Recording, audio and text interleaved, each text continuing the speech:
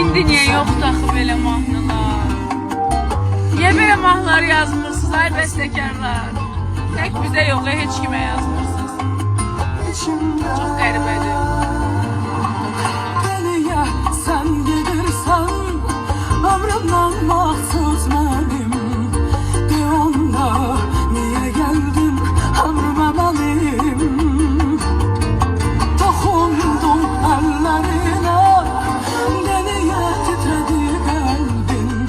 Söz tapabilmedim ben, tutuldu dilim.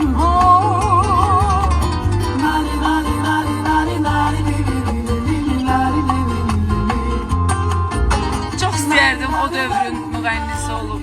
O dövrün mahnıları çox gözəl olub.